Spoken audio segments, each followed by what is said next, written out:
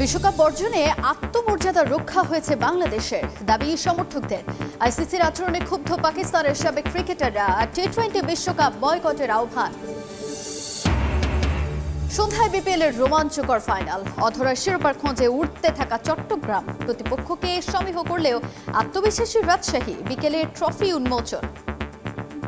প্রত্যেকটা প্লেয়ারই চায় শিরোপা জিততে, সবার ভিতরে হাঙ্গারনেস আছে। ওভারঅল যে ক্রিকেটটা খেলে আসছি ওইটা যদি ফাইনাল অবধি খেলতে পারি, আশা করা যায় খুব ভালো কিছুই হবে। এবং জাতীয় নির্বাচনের কারণে নারী লীগ পেছানোয় বিপাকে ফরাশগঞ্জ স্পোর্টিং ক্লাব। বিদেশিদের ধরে রাখতে গুনতে হবে বাড়তি খরচ। সমস্যার মাঝেও শিরোপায় চোখ ফুটবলারদের।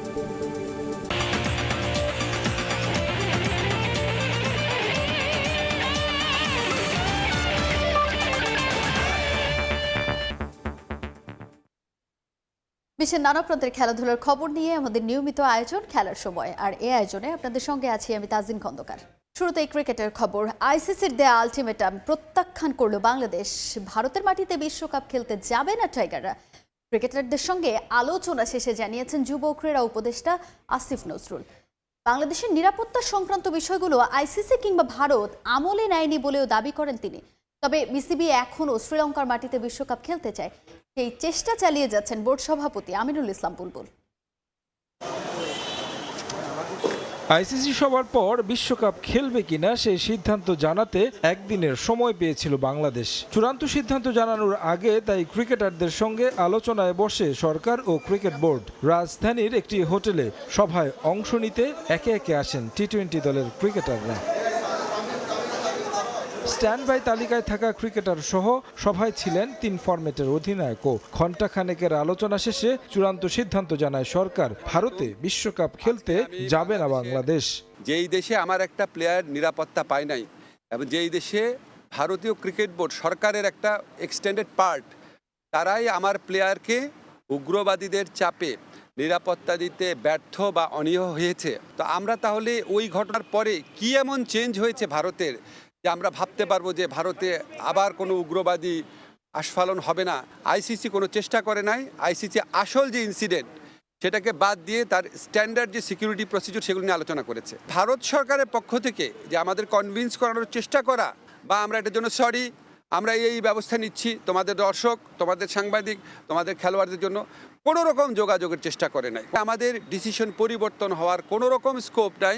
খেলাটার বড় স্টেক হোল্ডার ক্রিকেটাররা। দেরিতে হলেও তাদের সঙ্গে আলোচনায় বসেছেন নীতি নির্ধারকরা। তবে ক্রিকেটারদের সঙ্গে কি কথা হলো ক্রীড়া উপদেষ্টার? ক্রিকেটারদের সাথে যখন কথা বলেছি, আমি প্রথমেই বলেছি ক্রিকেটারদের সাথে আমার যা কথা হবে সেটা আমাদের ব্যক্তিগত ব্যাপার, আমাদের প্রিভিলেজ কমিউনিকেশন। আমি যদি বলি যে ক্রিকেটাররা কি বলেছে সব আপনাদের বলবো, তাহলে তো ওরা মন খুলে কথা বলতে পারবে না।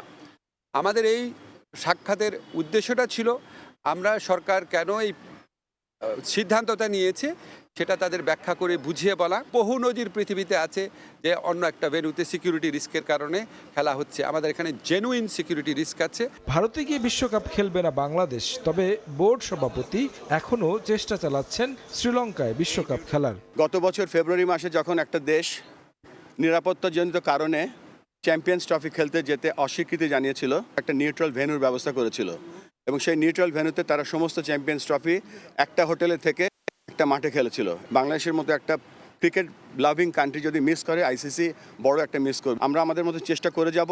আমাদের একটাই চাহিদা, আমরা বিশ্বকাপ খেলতে চাই। এই মুহূর্তে আমরা ইন্ডিয়াতে যেতে চাই না, আমরা শ্রীলঙ্কার মাটিতে বিশ্বকাপ খেলতে চাই। আমরা এখনও রেডি, আমাদের দল রেডি আছে। বাংলাদেশকে বাদ দিয়ে বিশ্বকাপ আয়োজন বিশ্বায়নের পথে বড় বাধা হবে বলেও মত তার। এভাবে 24 ঘন্টা বেঁধে দিতে পারে না। হাসান শিমুল, সময় সংবাদ, ঢাকা। ভারতে বিশ্বকাপ খেলতে না যাওয়ার সিদ্ধান্তকে সাধুবাদ জানাচ্ছেন টাইগার ক্রিকেট ভক্তরা। বিসিবির এমন সিদ্ধান্তে আত্মমর্যাদা রক্ষা করা সম্ভব হয়েছে বলে মত তাদের। আর আইসিসির দ্বিচারিতাকে ধিক্কার জানাচ্ছেন সমর্থকরা। পাকিস্তানের ম্যাচগুলো শ্রীলঙ্কায় আয়োজন করা গেলে বাংলাদেশের জন্য ব্যবস্থা করা অসম্ভব কিছুই নয় বলে মন্তব্য করেন তারা।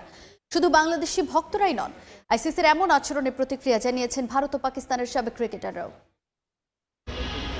একটা বিশ্বকাপ ঘিরে কত নাটকের জন্ম দিল বিশ্ব ক্রিকেটের নিয়ন্ত্রক সংস্থা। শেষ মুহূর্ত পর্যন্ত অভিভাবক সংস্থাটির উপর আস্থা রেখেছিল বাংলাদেশ ক্রিকেট বোর্ড, কিন্তু তাতে কাজের কাজটা হলো না। আর উল্টো আইসিসির দ্বিচারিতার বলি হতে হলো বাংলাদেশকেই। নিরাপত্তা জটিলতায় ভারতে বিশ্বকাপ খেলতে না যাওয়ার অবস্থানে অনড় থাকা বাংলাদেশ বঞ্চিত হলো ওয়ার্ল্ড কাপ খেলা থেকে। ভেন্যু পরিবর্তনের দাবি জানানো হলেও সেই দাবিকে রীতিমতো উড়িয়ে দিয়েছে আইসিসি। তবে আইসিসি আর ভারতের কাছে মাথা নোয়াবার নয় লাল সবুজ। প্রশ্নটা যখন আত্মমর্যাদার, তখন এক চুলো ছাড় না দেওয়ার বিষয়ে দৃঢ় প্রতিজ্ঞ বাংলাদেশ। বিশ্বকাপে না খেলার সিদ্ধান্তকে সাধুবাদ জানাচ্ছেন টাইগার ভক্তরা। আমরা ইন্ডিয়া গিয়ে এবার বিশ্বকাপটা খেলবো না, এটা ভালো সিদ্ধান্ত বিসিবির। ক্রিকেট খেলার মাধ্যমে আমরা বিশ্বের দরবারে আমাদের মানুষ চিনতে পারে বা আমাদের একটু আত্মসম্মান বোধ উঁচু হয় বা জাস্ট পরিচিতি পারে, এটাই। কিন্তু ইট ডাজেন্ট মিন যে আমাদের হচ্ছে আত্মসম্মান বিকিয়ে দিয়ে মানুষের কাছে পরিচিত পেতে হবে। সুতরাং আমি এই সিদ্ধান্তকে সাধুবাদ জানাই। সবার আগে দেশ, যেখানে আমার দেশকে অপমান করা হচ্ছে, আমার দেশকে, এটা একটা পর্যায়ে পর্যন্ত ঠিক ছিল, কিন্তু যখন বলতেছে যে ভারতে বাংলাদেশি সমর্থকরা নিজেদের জার্সি পরে যেতে পারবে না, যেখানে নিজেদের সমর্থন সেভাবে ব্যক্ত করতে পারবে না, ভাই সেখানে খেলার কোনো প্রশ্ন আসে না। এদিকে বিশ্ব ক্রিকেটের নিয়ন্ত্রক সংস্থার এমন আচরণে ক্ষুব্ধ প্রতিক্রিয়া জানালেন সমর্থকরা। আইসিসির দ্বিচারিতায় ক্ষুব্ধ তারা। শুধু টাইগার ভক্তরাই নন, প্রতিক্রিয়া জানিয়েছেন পাকিস্তান ও ভারতের সাবেক ক্রিকেটাররা। যখন পাকিস্তানে খেলা হয় বা অন্য জায়গায় খেলা হয়, ভারতের শিডিউলটাকে চেঞ্জ করে অন্য জায়গায় ভেন্যু দেওয়া হয়, তাহলে সেক্ষেত্রে বাংলাদেশে তো আইসিসির একটা সদস্য দেশ। পাকিস্তান তারাও একটা দল, আমরাও একটা দল। পাকিস্তান শ্রীলঙ্কায় গিয়ে খেলতে পারতেছে, কিন্তু আমাদেরকে তারা খেলতে দিচ্ছে না। এর মাধ্যমে আমরা একটা বৈষম্য দেখতে পাচ্ছি।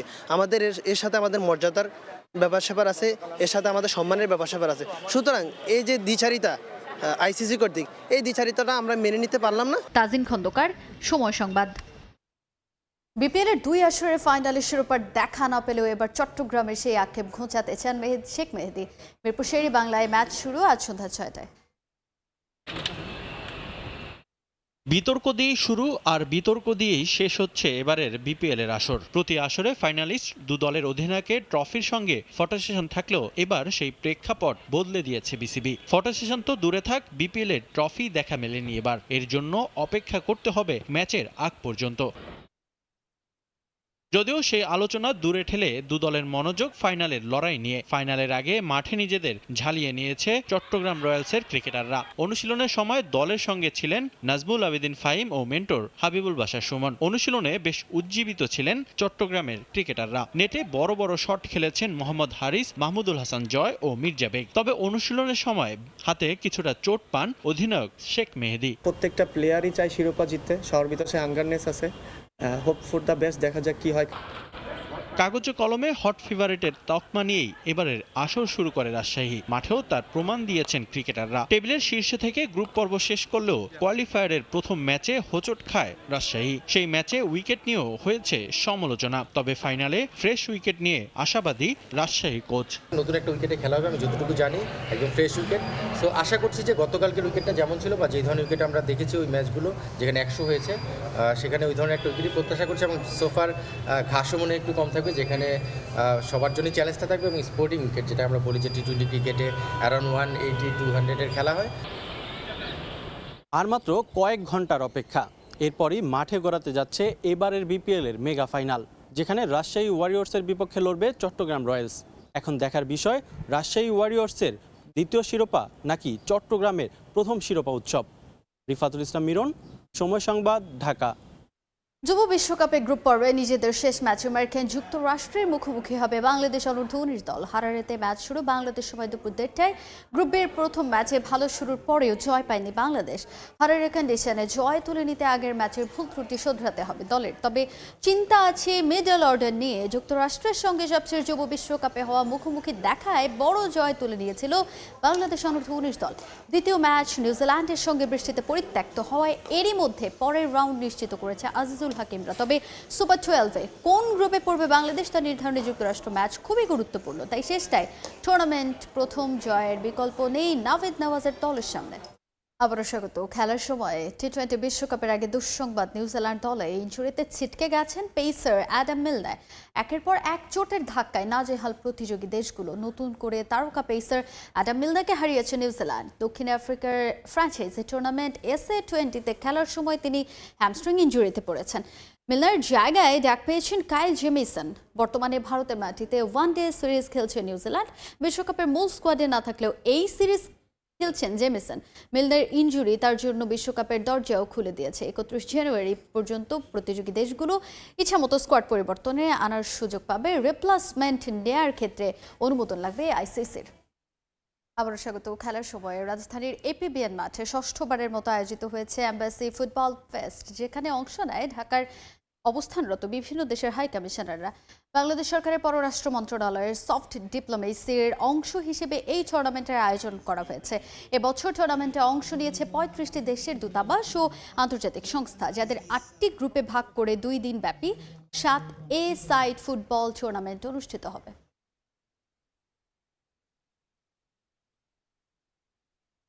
এই ছিল খেলার সময়ে। এরপর দুপুরের সময় আপনাদের সঙ্গে থাকবেন সহকর্মী আলিশা ইসলাম। ধন্যবাদ তাজিন। দুপুরের সময় নিয়ে আসছি কিছুক্ষণ পর, সঙ্গে থাকুন সময়।